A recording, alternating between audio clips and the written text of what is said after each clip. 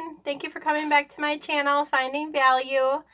This year I am going through 52 areas in my home with you. I hope that you're doing it too. We are decluttering little spaces one at a time so that at the end of the year we can have so much more free time. That's what I'm hoping for. More time with my family, more time doing the things that I love and not having to just deal with stuff. So if that sounds interesting to you to watch or to join in on, please subscribe and click that notification bell so that you can see every video that I post every week. This week I'm starting with a little sneak peek so you can see what we're doing. I have seen little clips here and there of the home edit. It is a wonderful editing group of two ladies, and they have a unique style of decluttering, but especially organizing. And a lot of times they try to organize in color order, which I just think is very interesting and kind of artsy. So I attempted that with our kids' books. I loved it, and I'm going to try to do that with our adult books too. As you can see, a few of the colors here, I have already completed it. So I want to show you what I did to complete this organization of our adult books. Our adult books are on the top 4 shelves of this bookshelf that fits exactly in this little nook between our downstairs bedrooms.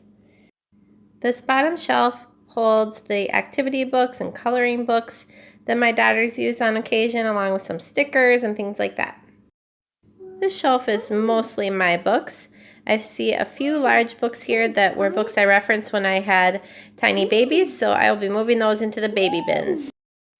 The next 2 shelves of books are mostly my husband's, which is interesting because over the years he hasn't really been much of a reader, but this year he has been doing a lot more reading. So I think it was interesting for him to go through books and try to decide what he really will want to read now.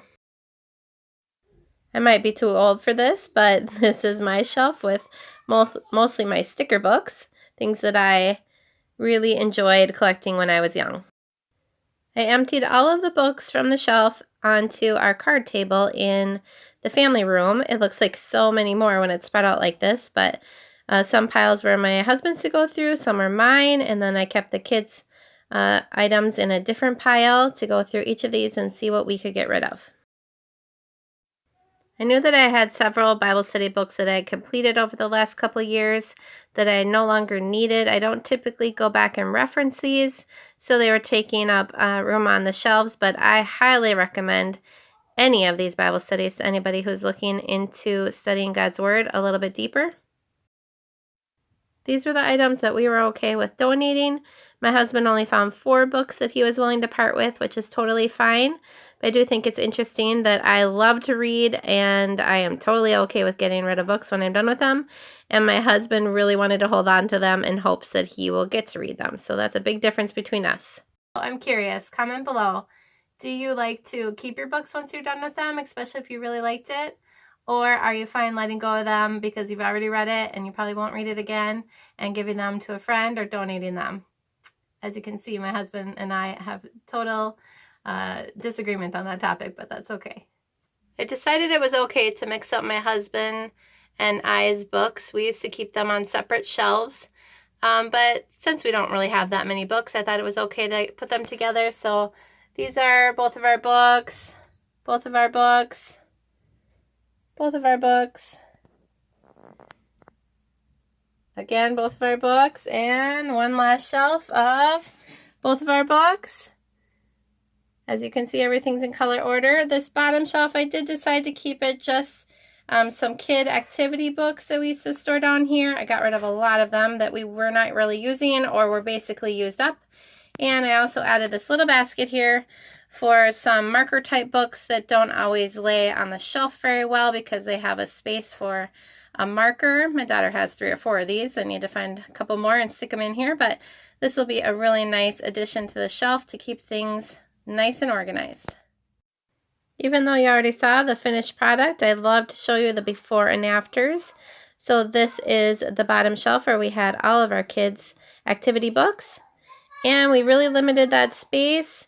The books are on the left-hand side in color order, just like the home edit, and then we have this bin for water type books. This shelf, interestingly enough, besides neutral colors, did have just kind of those pinks and reds that we ended up using as the focal point. But we also added some oranges, and it just really seems to tie this whole shelf together. Everything is ready for easy access to read. This shelf, there's a lot of mismatched books, even things that don't really fit on this shelf. But when we took everything off and reorganized by color, I think it makes a dramatically different statement. We have the larger books on the outsides, plus the dark books on the left, and the white books on the right. I wasn't really sure about splitting up my sticker books. It seems like a different concept to break up the different items that really are the same theme, but I don't mind it. We, again, only have 4 shelves. It's not like it's going to be hard to find the book that I need, and I really do think it's appealing to just have these colors together. My husband's books again. We have a few too many books to fit neatly and easily on the shelf, so I'm glad that we were able to declutter a few. And in this space, we have kind of the yellows and browns on the left and the greens on the right. We even had a little bit of extra space to fill in, so I used this David statue that is my husband's. His name is David, and kind of found it a nice little home here. I think you can tell from this picture that it wasn't really actually that easy to find the books that we wanted to find anyways. You can't even see all of the bindings or titles.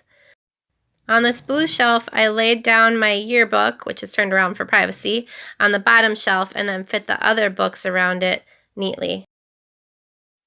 As you can see, the before pictures of our bookshelf were really just functional, not very aesthetically pleasing.